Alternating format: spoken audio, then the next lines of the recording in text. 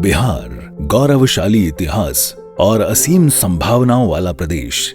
माननीय मुख्यमंत्री की पहल पर बाढ़ की विभीषिका झेलने वाले कोसी क्षेत्र के विकास हेतु बिहार सरकार ने विश्व बैंक के सहयोग से बिहार कोसी बेसिन विकास परियोजना की शुरुआत की। राज्य के पशु एवं मत्स्य संसाधन विभाग कोसी क्षेत्र में सतत जीविकोपार्जन के स्रोत सृजित करने हेतु कई सार्थक पहल कर रहा है। इनमें से एक प्रमुख नवाचारी पहल है पशुपालन के क्षेत्र में संगठनात्मक तरीके से काम करने के लिए फार्मर्स प्रोड्यूसर्स ऑर्गेनाइजेशन का निर्माण। बिहार कोसी विकास परियोजना के अंतर्गत हम लोगों ने फार्मर प्रोड्यूसर ऑर्गेनाइजेशंस ये भी बनाए हैं। ये एक नई परिकल्पना है और ये जो तीनों सेक्टर हमारा गोट्री है, फिशरी है और पोल्ट्री है, तीनों सेक्टर में प्रत्येक जिला में एक एक FPO यानी 5 जिलों में 5x3 मतलब टोटल मिला के 15 FPOs बनाए हैं और बहुत सक्सेसफुली चल रहे हैं। और मुझे लगता है कि पूरे राज्य के लिए ये बहुत अच्छा एक सक्सेसफुल मॉडल के रूप में FPO के क्षेत्र में उभर कर सामने आएगा। गौरतलब है कि 2019 की पशुगणना के अनुसार बिहार में 1,28,00,000 बकरे बकरियां हैं, जो देश की कुल संख्या का 11.61% है, जिसे देखते हुए बकरी पालन को BKBDP में प्राथमिकता दी गई है।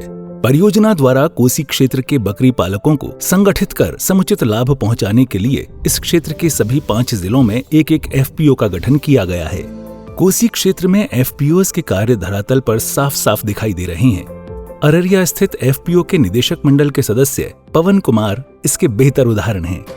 कभी सिर्फ 2 बकरियों से गुजारा करने वाले पवन कुमार ने परियोजना के अनुदान से 20 बकरियों और एक बकरा वाला यूनिट स्थापित किया। साथ ही उन्हें तकनीकी प्रशिक्षण और बेहतर बाजार व्यवस्था का लाभ मिला। इससे उनकी बकरियों का उचित मूल्य मिलने लगा, जिससे उनकी आमदनी में बढ़ोतरी हुई है।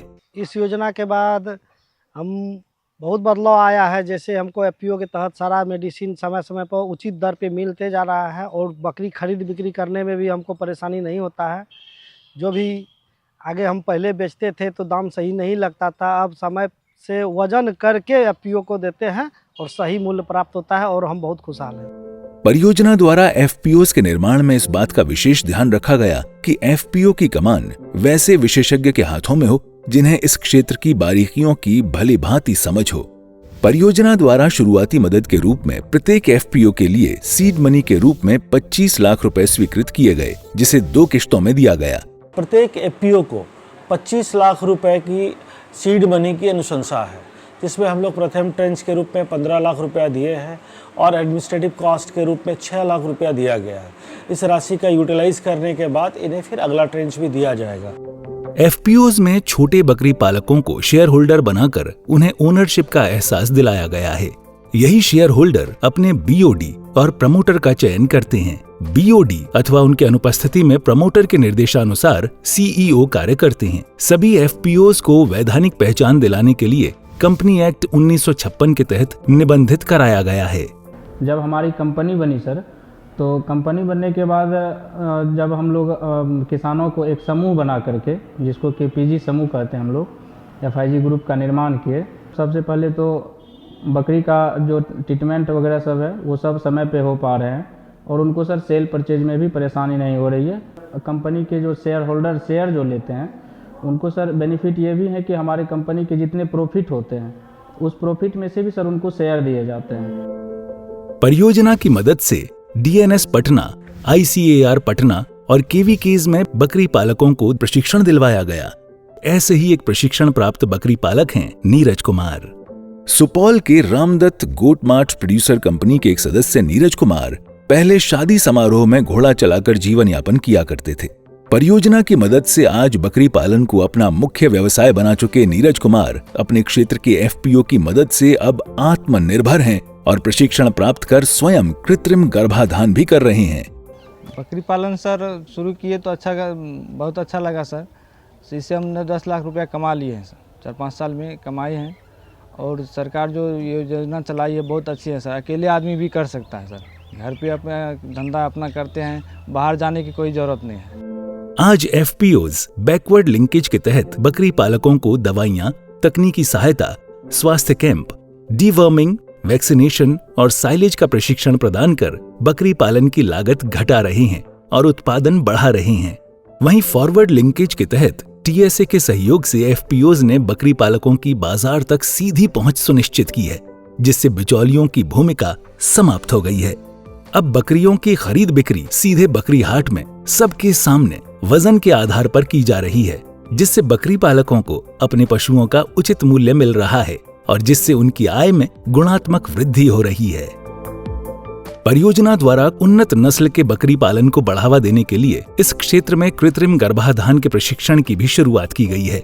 बकरी पालन के ऊपर जो किसानों को मुख्य रूप से प्रशिक्षित किया जा रहा है इस परियोजना के तहत, कि उसका जो है सबसे पहले तो एक आर्थिक स्थिति में सुधार हो और स्वरोजगार प्राप्त हो लोगों को वहाँ पे।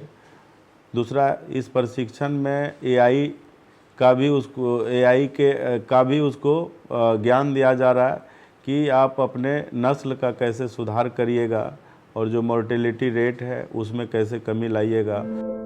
एफपीओज अपनी कार्यप्रणाली और शेयर होल्डर के पूंजी का बेहतर इस्तेमाल करते हुए उन्हें फायदा पहुंचा रहे हैं। साथ ही कार्य में पारदर्शिता बनाए रखने के लिए अपने बीओडी के साथ समय समय पर बैठकें आयोजित करते हैं। सारे स्टेक होल्डर्स, प्रमोटर्स और बोर्ड ऑफ डायरेक्टर्स जो मेन होते हैं, उनको फाइनेंशियल सारी चीज़ें जानकारी देते रहनी चाहिए, उनकी ट्रेनिंग होनी चाहिए समय समय पर, और उसको जो भी पैसा का लेखा जोखा है उनको जानकारी होनी चाहिए कि पैसा कहाँ से आ रहा है और कहाँ जा रहा है। पूरे प्रक्रिया के दौरान हम लोग कम से कम कैश का ट्रांजैक्शन करते हैं और उनको चेक के माध्यम से ज़्यादा पेमेंट करते हैं और उसका डॉक्यूमेंटेशन प्रॉपर करते हैं। एफपीओ के निर्माण से कोसी क्षेत्र के असंगठित बकरी पालक संगठित हो रहे हैं।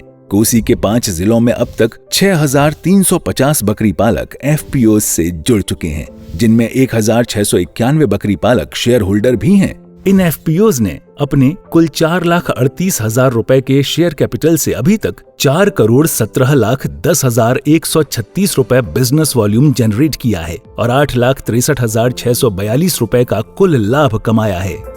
बिहार कोसी बेसिन विकास परियोजना की ये नई पहल सिर्फ पशुपालकों को आर्थिक रूप से सशक्त नहीं बना रही, बल्कि उन्हें एक मजबूत संगठन का हिस्सा बनाकर आत्मनिर्भरता की नई राह भी दिखा रही है।